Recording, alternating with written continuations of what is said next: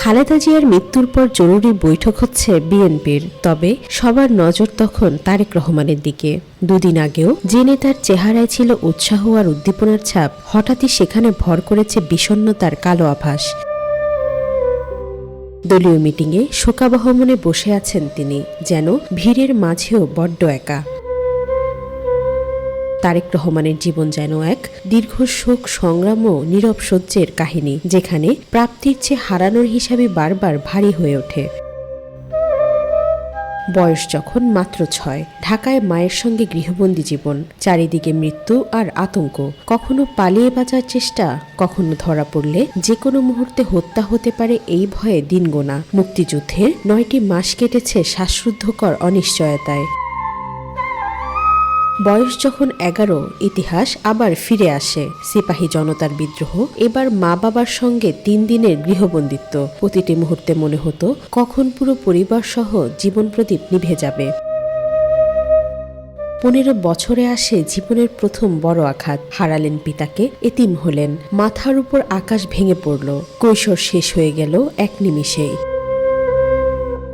20 কোঠা পেরোতেই আরেক কঠিন বাস্তবতা। নিজের চোখের সামনে দেখেছেন 2 ছেলেকে রেখে কিভাবে মা রাজপথ কারাগারে জীবন কাটাচ্ছেন লড়াই করতে করতে। রাজনীতি তখন আর ধারণা নয়, রক্ত মাংসের বাস্তবতা। 40 পেরোনোর পর দৃশ্য আরো ভয়াবহ। মা ভাই পুরো পরিবার কারারুদ্ধ। নিজের মেরুদণ্ড ভেঙে দেওয়া হয়, ভাইকে ধীরে ধীরে ঢেলে দেওয়া হয় মৃত্যুর দিকে। একই সময় কারাগারে বন্দি মা অসহায়, অসুস্থ, একাকী।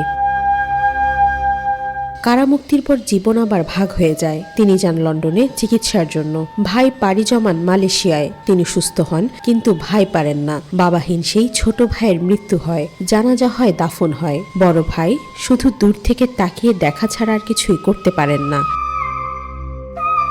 50-এর পা পেরোতেই আরেক নির্মম অধ্যায় আসে। বৃদ্ধ অসুস্থ মাকে পাঠানো হয় এক পরিত্যক্ত কারাগারে, যেখানে তিনিই ছিলেন একমাত্র বন্দী। দিনের পর দিন মৃত্যুর সঙ্গে লড়েছেন তিনি। মা কারামুক্ত হন, কিন্তু ছেলের কাছে যেতে দেওয়া হয় না তাকে। 60 বয়সে এসে অবশেষে আসে আল্লাহর রহমত। জুলাই মাসে বড় ছেলের কাছে যান, কিছুদিন একসঙ্গে সময়ও কাটান। এরপর আবার দেশে ফিরে আসেন। কিছুদিন যেতে না যেতেই তারেক রহমান নিজেও দেশে ফেরেন, কিন্তু আসার 1 সপ্তাহ পেরোতে না পেরোতেই জীবনের সবচেয়ে বড় শূন্যতা দিয়ে বিদায় নেন তার মমতাময়ী মা। পিতা নেই, ভাই নেই, মা নেই, তবুও থেমে যায়নি জীবন। শোক তাকে ভাঙতে পারেনি, বরং তাকে বানিয়েছে নীরব সঙ্গী এক নিষ্ঠুর ইতিহাসের।